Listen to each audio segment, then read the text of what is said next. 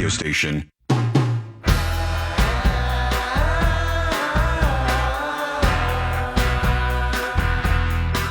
Welcome to Fort Fritz, your one-stop for all things paranormal, supernatural, Fortean, and things that go whoop, bump in the night, all packaged and presented by Know-Nothing Know-It-Alls, entertaining the unknown. I am your host, Fritz, joined by Sabrina. Hey. Because, well, we had a fun week. When I say fun, I mean devastating. Hurricane Dorian was kind of a dick. Yeah, it was. And it has a mind of its own, that little Dorian. And it was just all over the Bahamas, and now it's up by North Carolina. Last week, if you were listening right here to Real Radio 104.1, you heard Fort Fritz, and it was all of our Campfire Tales. Tonight will be no different. Yeah. However, we want to play something that happened Tuesday. Sabrina, what happened Tuesday? Can you fill in our audience in case they didn't know? What was the date? Was it something with aliens? The third. The third. Oh, I know exactly what it was is. It? The Loch Ness Monster. No, it wasn't. No? Did you hear the update on that? No, tell me. Apparently, and I only read the headlines, so 2019 America for you. But apparently they have gathered some sort of sample, and the Loch Ness Monster may actually be a super eel. What? That's what they've determined. I did see that. That's been kind of talked about for a while, but So now now the that- DNA is like proving it to be an eel. I can't answer that question because once again, I just read a headline. But what happened Tuesday? No, well, Tuesday we were on the air. Tuesday. Oh, what we did Tuesday. Yeah. Yes. Oh, we got about what, an hour, maybe two, maybe 35 minutes. before they needed, just in case any breaking news were to happen, they wanted to make sure there was a live show. So they asked you and I and Ross Padgett from the Jim Colbert Show to fill in. And then we prepped for 15 minutes. Not enough? It's not. Maybe less. We just wrote like titles. So it was like, I'm going to let's talk about politics now. Yep. But it worked out quite nicely because it turns out everyone else that was hunkering down was willing to call us drunk. And indulge us in our hijinks. So we are going to be playing right now a little bit of our show. Ooh. Brackets. Oh, come on. Insert show title here in brackets. Here we go. Enjoy.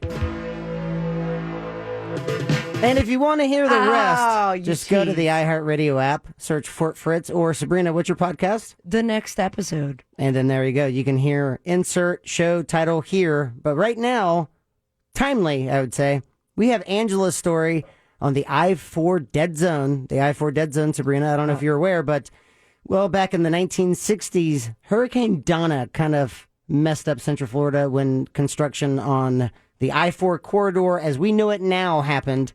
It's kind of unsettling. How long ago was Donna? Donna was in 1960. Oh, dang. Yeah, so this story came out right before Hurricane Irma, as most Central Floridians know, decimated us. Irma. So you will hear kind of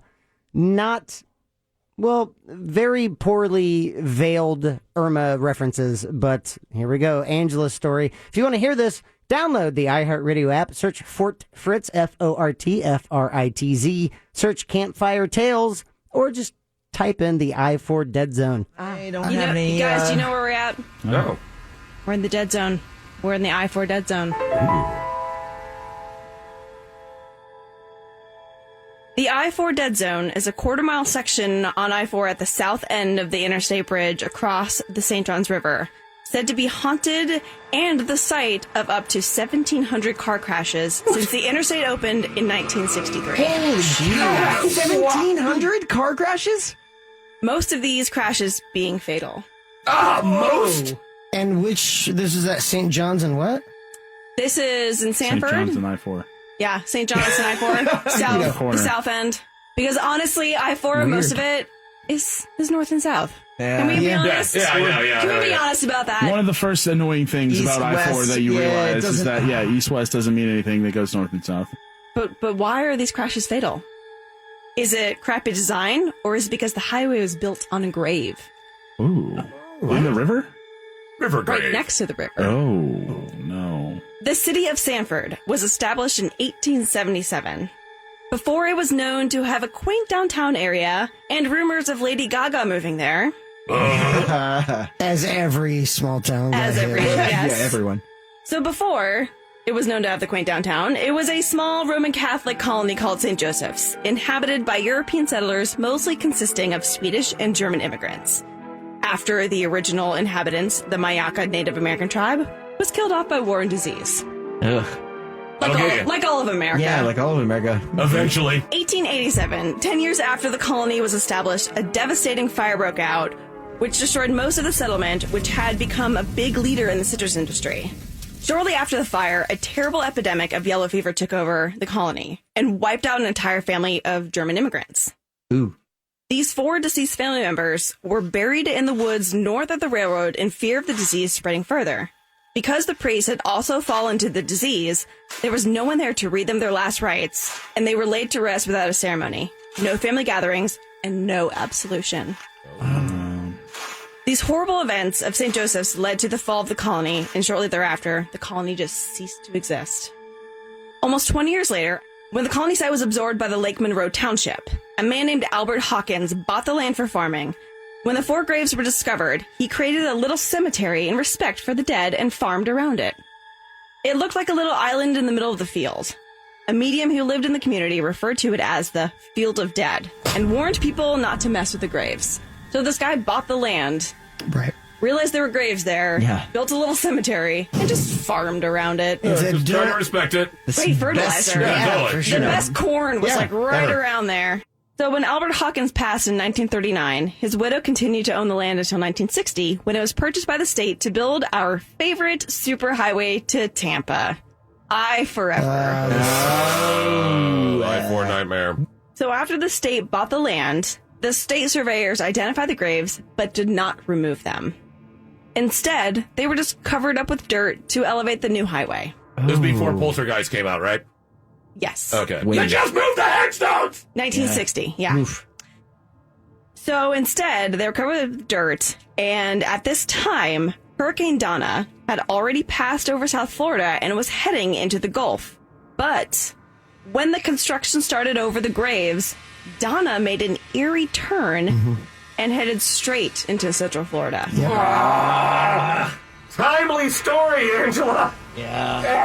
Via the new interstate's path. So she came right back through Tampa and right through Central Florida. It was the worst storm to hit Central Florida in a century, and this was 1960, and caused horrible flooding, which halted the construction of the highway for several months. Par for the course as far as that highway is concerned. Yep. Oh, no, Absolutely. stress relief.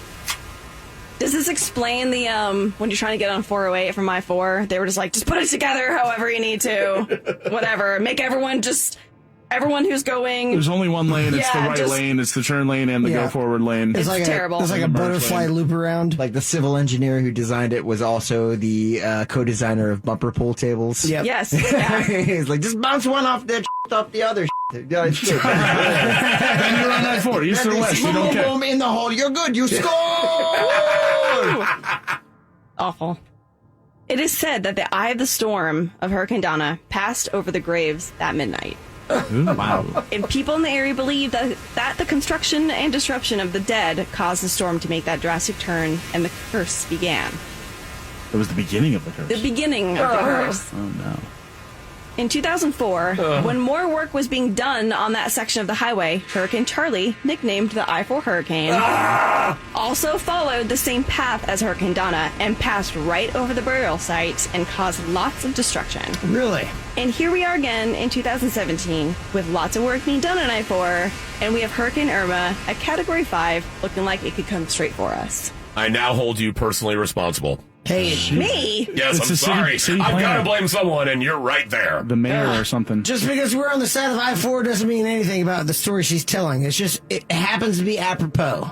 That's scary, man. But it wasn't just awful weather that people talk about. Oh, God. Car crashes, ghost sightings, and cell phone signal drops have also been stated here. No, we can't. We don't That's have why we bars. got no bars. We have no Oh, bars. here it is. I like As that. I That's the first said- thing you bring up, as opposed to the car crashes. You go, no, I got no juice. Well, we're not going to I got no crash. juice. We're Sorry. we're Stay trying- here, not on gonna crash. Facebook. How's everyone Snapchat. going to know where we are if How we are they can't gonna tell know if them we're where dead? we are? Someone could be poking me right now, and I have no idea. Do people still poke? No. I know, it's really weird. I don't think Say they that do. so mean, Daddy, but yes, also Angela, yes. Playing both sides of the field, aren't you Thank there, you. buddy? Yep, Nice. thank you. As I said before, it has been reported that almost 1,700 car crashes have happened on this site since the interstate opened. On the exact date opened, a tractor-trailer hauling a load of frozen shrimp mysteriously lost control and jackknifed right above the graves. The dead love shrimp. They saw it coming and they were like, all right, here we go. And get spooky, man. And they got right back in the river. Jaws of life. It's my Jaws. Well, I mean, it was the 60s when it opened, so they could have been having some kind of cocktail party and like, these would be great for my party. Get some shrimp. Makes sense. So an analysis which compared this section of I-4 to several other dangerous I-4 sections found that while the dead zone area did not have the highest accident or fatality rate, it did identify that the percentage of fatality to accident was significantly higher in this location. It's more deadly. Really? Yes. That's crazy. So if you're going to have an accident here, it's going to be a really bad one. Why'd she die? Fender bender. I mean, so it's just a fender bender. Yeah, she just exploded. In the dead zone. Just tapped her back In the bumper dead and just her zone. head exploded. It was really weird. I wonder if Michael Fassbender's ever been in a fender bender. Fast bender, fender bender. Fast bender, fender bender. It is Michael, isn't it? No. Michael. Yep. Okay. The insurance adjuster's just having a paperwork nightmare with that. No, okay. Was it a fast bender or was it just a no? It was Michael. Okay. Was he going fast? Yes, he was going fast. And I had a fender bender with Michael Fassbender going fast. It's really, You know what? Forget about it. the paperwork by Theodore Return to sender. Geisel. Today, there are rumors and legends of pioneer ghosts standing by the busy highway at night. Ghostly voices coming over radios, CBs and cell phones and radio stations going dead while crossing the gravesite. Wow, so even CB banned Citizens Broadcast. Yes. That's getting interrupted. That's what CB stands for? That's crazy. Oh, man. So everything- The more you know. What did you think it stood for? Don't worry about it. No. You actually had so some. worried What was about it? it. What was it? Corey broadcast. Oh, so cute. Your parents lied to you. I'm sorry. I know. It wasn't just you. It still can, buddy. I felt so special. It still can. Sure, I mean, that's all a lie. It really does stand for Corey Thank Broadcast. you. It's better than chicken burgers. Burgers is radio. Oh, man. Chicken Burger Radio. Turn on the chicken burgers. Let's see what's going on in the news. Makes sense. Truckers have heard a man's voice on their radios calling out, "Who's there?" Or, and they try to answer back and get no response. Others have heard little girls giggling when talking on their phones as they cross the gravesite. So they're just like on the phone and they just hear like Giggling. little girls giggling in their phone. That's what they do, though. I mean, It baffles many because there are no radio or cell antennas nearby or TV or radio stations, so no one can explain these weird signal disruptions. So hurricanes that strike when the graves are disturbed, cell phones and radio disruptions when passing over, and numerous car crashes. Could it be payback for disturbing the dead? So, Angela, are you saying Hurricane You're Irma- listening to Fort Fritz on Real Radio 104. 4.1. Fort Fritz on Real Radio 104.1. Welcome back to Fort Fritz. I am your host, Fritz, joined as always by Sabrina. Always, thank you for having me, even course. just these little bits of time. Thank you for having me. You know, this week has been crazy. We had to do a show on the spot for 2 hours. That's we it. did it. And we did something, We that's for sure. Did it for sure. But sometimes people can just go missing, like disappearances, including really, really spooky UFOs. This next story, yours truly, Fritz, is about the disappearance of Frederich Valentych back in Australia in 1978. Oi. What makes this case peculiar is a glowing green dot in the conversation he had with an air traffic controller. Just download the iHeartRadio app, search Fort Fritz, Campfire Tales. Here's the disappearance of Frederich Valentych. Have you heard of Frederich Valentych? Who? Frederich Valentych. that's true. Points. But no, he was Australian. Oh. Frederich Valentych was 20 years old when, on October 21st, 1978, he decided to take a trip from Moorabbin. It's either Moorabbin or Moorabbin. I was just thinking of Moorabbin. There's a guy. Lady. Moorabbin. Anyway, All right. slightly cross-eyed. So, Frederich Valentych was 20 years old when he took off from Moorabbin, Australia to King Island. But along the way, he decided to call back to Sydney and say, I have something following me, and I don't know what it is. The air traffic controller said, what exactly is your problem? Right to the point. Valentych said, is there anything under 5,000 feet flying above me? So he's talking back to the radar guy who's looking at what's Control around tower. him. Okay. As a 20-year-old with 150 hours of experience, he didn't have much, but at the same time, he was flying around Australia at Cape Otway, and he was like flying away from Australia, which is a continent, to this small island. So he radioed in, is there anything 5,000 feet below? And the air traffic controller said no. Why? He said, it looks like there is a green light hovering around me, coming in at unspecified speeds. So he goes, explain again. What does that mean? He says, it doesn't look like anything that I can recall from my own, again, this is 1978. It doesn't look like anything I can ascertain as of right now. What is it currently doing? It's hovering over me at about 1,000 feet. So this light, this metallic shaped craft, which he said he thought he saw 4 different lights, 4 different green lights, maybe like landing craft, is now above him. And So they're just whipping around him like he's standing still. Yes. And at that point in the conversation, which lasted about 5 minutes, it was now above him. He is on top of me, and and this is crazy. He's like, disconcerting. he even said he's obviously toying with me or trying to bully me. The air traffic Did controller. he assume that alien's gender? Well, he actually. Yes, sure. Some serious air rage. The air traffic controller did an interview with Robert Stack for Unsolved Mysteries. Gotta love Robert Stack.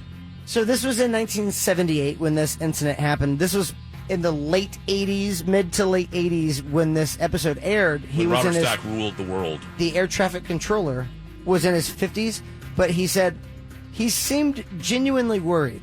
And he makes that a point by then following up with, he was very honest and he was genuine with him saying, you have no picture of what is going on around me right now.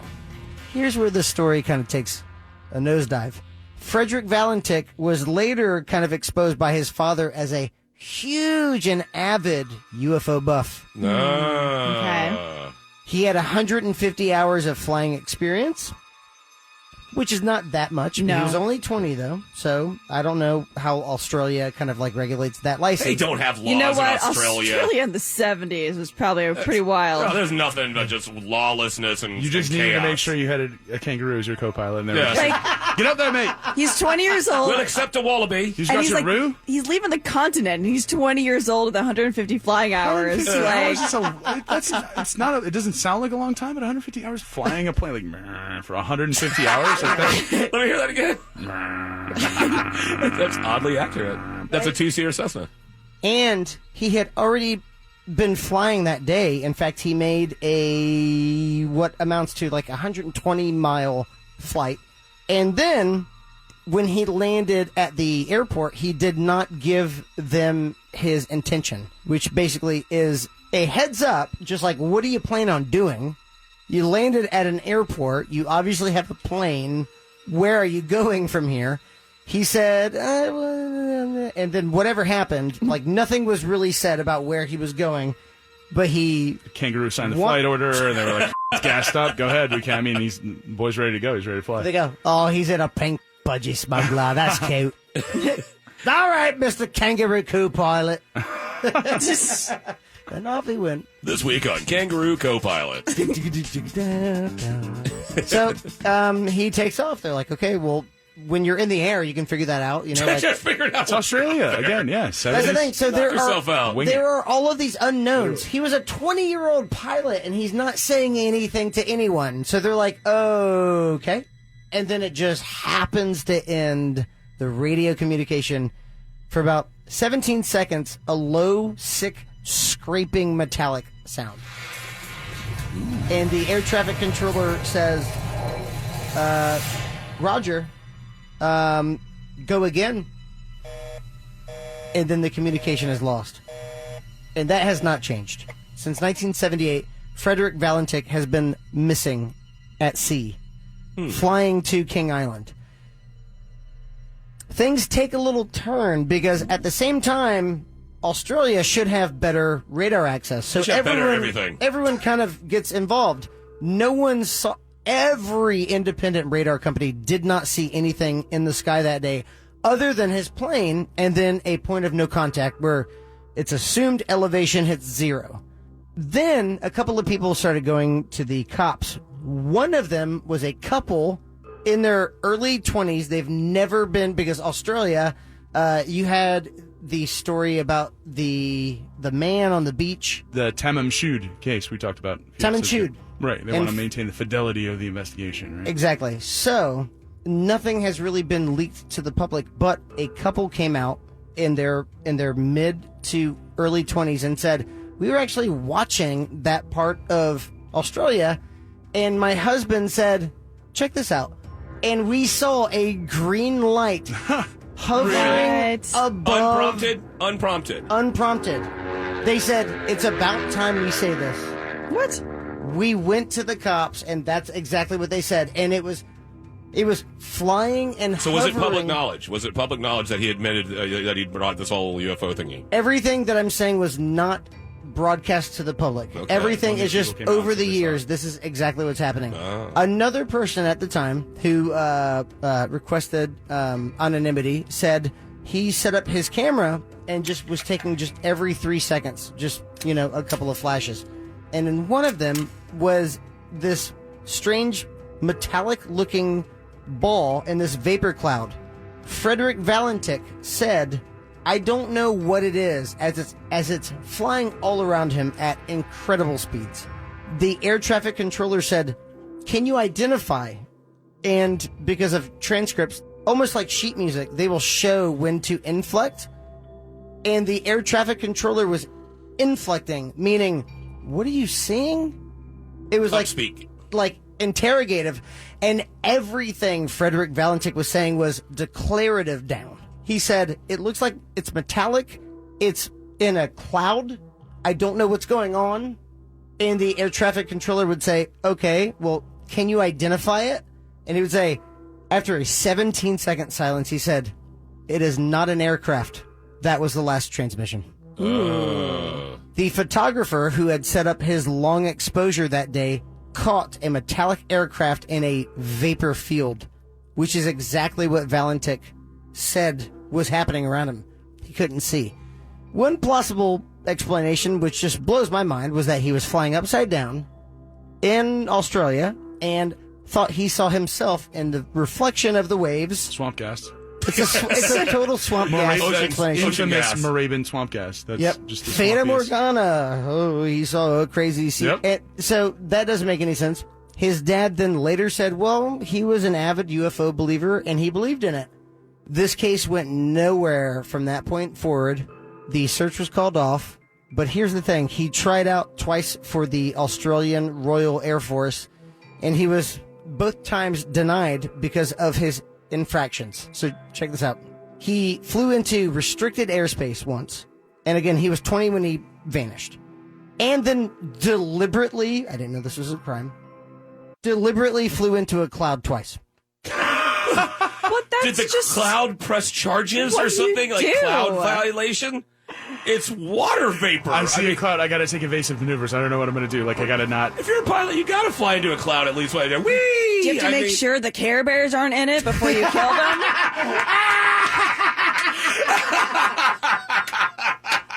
I didn't even know that was a crime. Wow. The first time they plowed into Happiness Bear or whatever. Cloud rights. Deliberately flew into a cloud twice. They're like, look, right, mate. Once we can. Everybody gets one. Everybody gets one. The second time, now you just know it. Now you just. This is before we started keeping things in clouds. Yeah. Oh, that was great. Burned through my mix. Amazing. Several decades after 1978, a farmer who, again, requested anonymity said, I can remember seeing a metallic shape in my farm the next day. But before that, before I went to bed, I saw a plane stuck to the side of a magnet in the sky. What? Wait, okay. If you say you saw that, you're gonna get print. You know. Well, I mean, what if the I government? saw the plane. It was all stuck up the thing up there. What if the government says you're going to live forever? Just never ever say those words again. I'd be like, you got it, boss. I'm going to live forever. You gonna trust the government to make you live forever? Anyway, that's all I got to say. Maybe something happened, but we cannot take these planes. You are listening to Fort Fritz on Real Radio 104.1. Fort Fritz on Real Radio 104.1. Welcome back to Fort Fritz on Real Radio 104.1. I am Fritz, joined as always by Sabrina. Always. Thank you for having me. Ringing the bell. Sabrina, what's been going on in your world? Let me tell you, it's now just getting back to the normalcy of things. I think I was very thrown off by the Dorian. We didn't know what was happening, how long it was going to be. Mm-hmm. I had put all my plants inside my garage. Now I'm taking them out of my garage. Yeah, what's going on with those plants? I haven't shaved my legs in 4 weeks. That has nothing to do with the hurricane, but I wanted to share. You know, this does remind me of a story that Mandaddy had, back by popular demand, might I add. Have you heard of the Goatman of Maryland? That's not a goat noise. But That's close enough. no, I haven't. The Goatman of Maryland is a strange cryptid tale, kind of like a Sasquatch. That's a cryptid. Things that are not proven, like your best friend Loch Nessie. Hey, he's there. Look at my Facebook friends. Did you just assume that monster's gender? I apologize. Well, Nessie probably is a woman, according to some scientists. I don't know. I'm making Better stuff believe up. it. According to news.com, Nessie's a woman. Do you think storms bring out cryptids? Yeah. I think they do, yeah. I think it's the best opportunity. If I were a cryptid, I'm not going to go out and meander during the sunshine. Good I feel word. like with lightning and thunder and rain and fog, I'm going to get my monster on. I should make that opportunity to go get some McDonald's or something. That's what you I'm know? sassing out. I'm walking in Hey, the drive-thru. y'all, I'm a cryptid. Hey, I'm a goat man. Let me get 9 6s. Let me get 8 2s. Well, yeah, Goatman of Maryland are a thing. Apparently, let's hear Mandaddy explain it. You just download that iHeartRadio app. Go ahead and do it right now. Do it. I'm doing it as I speak. You are really. And search Fort Fritz Campfire Tales. This is the Goatmen of Maryland. And I raise you one goat man. Goatman, dog. Goaty I'm man. not scared. The goat man of Maryland, buddy. He went up to Ohio and he went Maryland. Maryland's got Yeah. way more prestige than I'm from Ohio. there, it's Everyone. rough. It is. Rough and tumble. Now, the goatman of Maryland is a creature with the head and hindquarters of a goat and the body of a man. It's Capra So demon. it's an upright standing, satyr-looking evil Capra demon. bastard. It's basically a satyr with the head of a goat. With the head Yes. of a goat. And glowing red eyes. The eyes on cryptids, all cryptids, their eyes glow. Every cryptid's eyes glow. How would you know So it's special? the head and the hindquarters are of a goat? Right. And the body, the torso of a man. Gotcha. Is it And like it's- a ripped man or like Oh, a yeah. chubby Oh, man? yeah. He's swole. Glimmering, Shimmering eyes. pecs. Just Maybe it's like, Maybelline. He's got like the side pecs, like the weird side Oh, yeah. pecs. And that weird, like, he's got that weird little V muscle V, going down his oh, crotch. man, You know, that's the so Brad sexy. Pitt So and hot. Brad V. Pitt and Fight Club V. The V that goes God. down into It's his so goat fur. 90s. So the goat man. Now, the goat man. Speaking of goat man. Now, it was first sighted in 1957 in Beltsville, Maryland. Okay. Some say the goat man was once a scientist Of course. who was working at the Beltsville Agricultural Research Center who just happened to be experimenting on goat DNA. This is All right. amazing. Okay. As they were wont to do back in the day. Right. Working with some goats, mess with the DNA, things went wrong. And so Buddy gets turned into a goat man. This was like the original Spider-Man. Basically. Goat goats, and they're like, that's Goat man, doing the things They're that like, you know goats what's cooler? can. Spiders. Screw the goat. Eating Yeah. trash. Eating trash. And, Jumping when off they're young, they're cute. nails. Yeah, they have, you scare them to heads. faint. That's about it. Goat man. Square pupils. Now this poor bastard is a half goat hybrid, Okay. and he roams the woods with an axe. What? Jesus. All right. Yeah, take this, froggy Wait, boys. so he has man hands then. He has the Yeah. arms. Yeah, he's got Is the he- torso of yeah, a the torso of a of a man. man. Including the arms and Yeah. opposable thumbs. And goat horns. Oh God, yeah. But like, Oh my God. but like goat face as well. No man face. No, goat face. So man face. No, goat is- face. Yeah, but man face is infinitely inferior to a goat face. Oh, Can yeah. you agree? I don't know. Well, what, it goes getting terrified? 180 because of degree talking. vision. Their eyes are awesome. Strong, Square eyes. strong, powerful jaw. Powerful. Human jaw. We're not predators. Yeah, but every time you want to have a conversation, it comes out. Yeah, you're just like a horrible Dr. Moreau-ian, just like terrible thing that shouldn't exist. Does he scream? Bartender, you hear him? Get my goat man another beer. Now, so he's roaming the woods now with his axe, attacking dogs, cars, and even people. This is all true. Wait, what year is this? 1957. It started in 57, and there's been recent sightings of him as well. Jesus. But so yeah, he he attacks cars. He attacks cars because it's whenever the teenagers making out in Lovers Lane, Right, of Goatman course. comes up with his Right. axe and starts attacking. Well, All monsters hate teenagers having sex. They can't stand it. Every monster just can't stand it. because And that was an axe that the guy uses? The Goatman I feel like it uses doesn't axe. stand to reason because it would have had to have been like a really buff, swole agricultural scientist that got bitten by this radioactive goat. And if you're like a buff, such a swole, stretch. if you're a buff, swole agricultural scientist, like you're not a stranger to making out in cars and stuff. Those guys are just like men about town, right? Like, Maybe he's a really weak guy and a buff goat. oh. Yeah, but of course he's pissed that he's got. He can't do he's it got anymore, The heart like, of he's a got the man and the face. penis of a goat. Yeah. He's got, That is true. Like, what's the very genital jealous, situation? jealous, Is it yeah. just like cartoon goat, like just smooth hair down there, or is it? What are we like? Is he dangling? Is he goat dangling? You look, the way your eyes are sparkling when you ask me this I want to question. know, and I'm interested. You're like a kid on Christmas morning opening up a present, for God's sakes.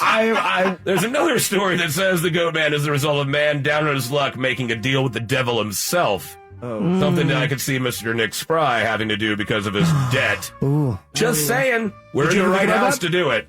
If you're looking for a devil deal, I'm sure Angela's got a guy. Like 7.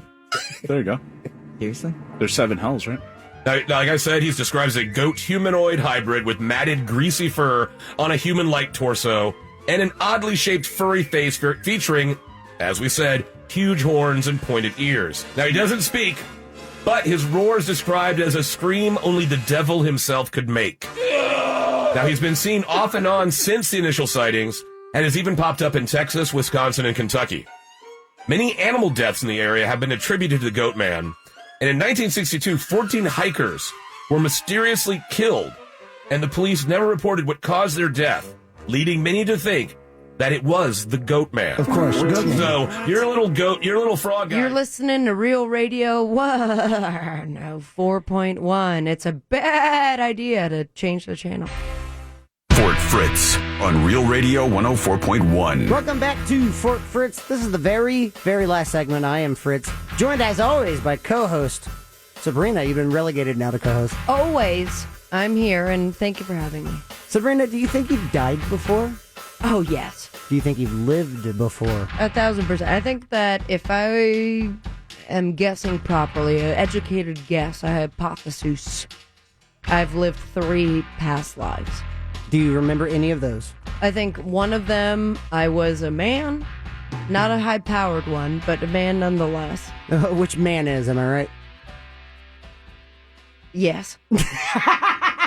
I think the other life I was an animal for sure. I want to say it was a bird, but a part of me feels like it was a 4-legged mammal. There are a lot of religions and a lot of people who believe in past life regressions. This is Kaz's very, very first story he ever told on Fort Fritz, and it was our pilot episode, episode 1, Gravy Water. You can download that iHeartRadio app and search Gravy Water Fort Fritz. Also, Campfire Tales Fort Fritz, past life regressions. He's got a really fascinating story of a child with a birthmark. And then when the child starts talking, it gets really, really spooky. Ooh. And also World War II. So this has everything. I think I was a lion once. I want to believe. A crappy lion, but a lion nonetheless. I'm still waiting to get a chance to talk about this toy Oh, airplane. the toy airplane. I'm sorry. I'm so sorry. I lost track of time, I guess, a little bit. I understand. Okay, so tell me about this stupid airplane you have. Have you guys heard about past lives? James Leininger was a 2-year-old boy in Lafayette, Louisiana. His mother would often have to come in and check on him during the middle of the night. He was experiencing night terrors or nightmares. And one of the repeating phrases that she heard him say was, "Airplane crash, plane on fire, little man can't get out." Obviously, this is a pretty disturbing thing to hear your child say, so they monitored him. They took him to some doctors. Everyone said that he was a normal little boy. It was normal for little boys to have fantasies and strange things like that. But again, his mother would catch him screaming in the middle of the night, "Airplane crash, plane on fire, little man can't get out." When James's mother asked him who the little man in the plane was, James replied, "Me." When James's father asked him who shot him down, his statement was, "The Japanese." When they asked how he knew it was the Japanese who shot down his plane, James replied, "The big red sun." After a while, James revealed that he believed his real name was Jack Larson, coming up with things that were outside of his scope of understanding. James's father, Bruce, did some digging and found a real Jack Larson who was a pilot in World War II who had crashed off the deck of an aircraft carrier. James also knew the model of the plane, called a Corsair, and he also said he was taking off from a place called Natoma. Doing some research, James's father was able to locate an aircraft carrier called the U.S. Natoma, where a man named Jack Larson had crashed off the edge during a takeoff. James's father eventually tracked down other pilots on the Natoma Bay who confirmed Jack Larson's untimely crash. They even went so far as to track down Jack Larson's old friends, who was still alive, living somewhere in the southeast. After tracking him down and confirming several of the specific points of little James Leininger's stories about his plane crash, Bob was stunned to find out that James Leininger looked essentially identical to the man who died in World War II. I don't know, you tell me, is this rebirth? Is this reincarnation? Very fascinating reincarnation story. I have one question. This 2-year-old, right? Had he ever flown a plane before?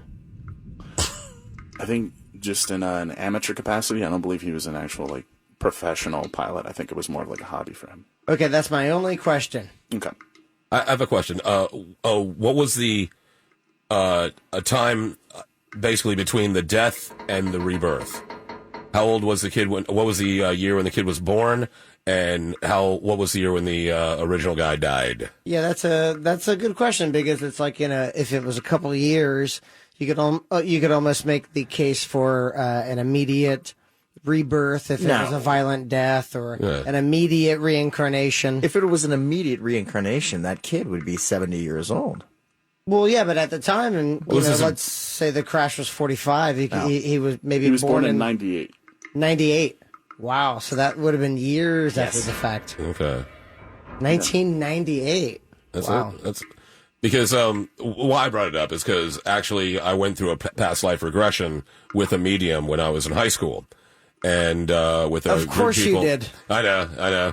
I was a theater kid. Was it a class? Was that like an elective? No. Actually, French? One of the students, actually, his mom was a professional medium. Okay. Yeah. Oh. I don't know how you get to be from amateur medium to professional medium. I don't know what type of test you have to take. You get paid. But there you go. That's all it takes. You just get paid for it. Money changes hands, and you are now a professional. Yep. But they took us through a past life regression, and the things I saw were like a shoddy classroom, like really kind of run down, and seeing a calendar from 1963. Wow. And I was born in 1969. I'm old. Nuh-uh, prove it. Yeah, look at me. And so she said that that's odd because usually there is a longer distance between birth and death, when it comes to reincarnation, or death and birth, excuse me. And but if it's something very violent or unexpected or tragic, sometimes it'll be a quicker turnaround.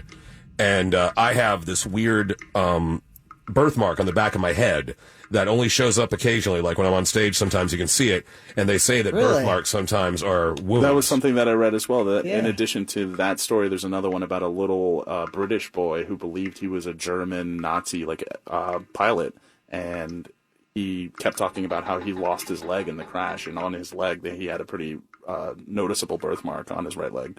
Kaz, I have to say, you have been doing a lot of Nazi warfare research, and I only hope that you're not doing it at a place of business. Oh, no. Tor network all the way. Wait, nowadays that's fine. If you've been paying attention to news, that's fine exactly. nowadays. Yeah. There's actually a cafe set up just to do that.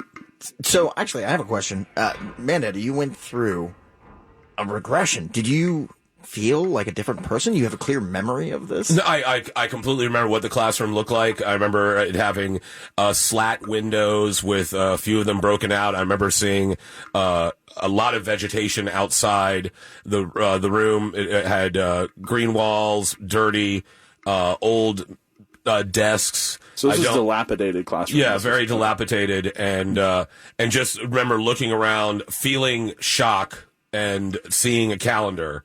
And the calendar was the last thing I remember seeing. Were you alone? Yeah, that's the thing. I don't remember seeing anyone else. I just remember the room itself. And did you know where you were? Did you immediately recognize? Were you America? That I couldn't tell. That I couldn't tell. And it's weird because if it was 63, that would be Vietnam era.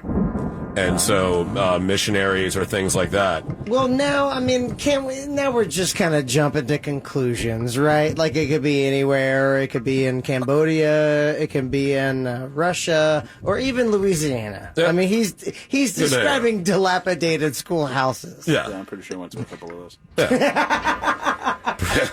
Most of them, actually. Probably. But, yeah, so that's the whole thing. I mean, when we started, after we went through the regression, we all started discussing things, and that's where different theories and stuff like that pop up. It is fascinating. So this birthmark, you said that's it's on the back of your head. Mm-hmm. What does it look like? Can you describe it to us? It looks like Texas elongated. Ooh. If you stretch out Texas, like from the north and the south. Mm-hmm. They just stretch it out, and it's not always there. Like you can look right now, you can. Oh yeah, it's not there. I can totally see it. But there's times, like I guess usually, can you see it? Okay, seriously? I mean, I'm not kidding because I can never see it. It shows up on camera. I don't know. There's a lot of lumps back there. I need to check that. It looks like a pug. So going into this past life theory, could this be an entrance or an exit wound? And could this be something that in a past life stopped your life? Was this something that could have been life ending? That's the theory, because they do, there are the theories that the birthmarks are about, a life-ending incident, and the fact that if my first death was in 63 and then my second birth was in 69, then that'd have to be something traumatic. You are listening to Fort Fritz on Real Radio 104.1. Bungalower on the Bus up next. Yeah.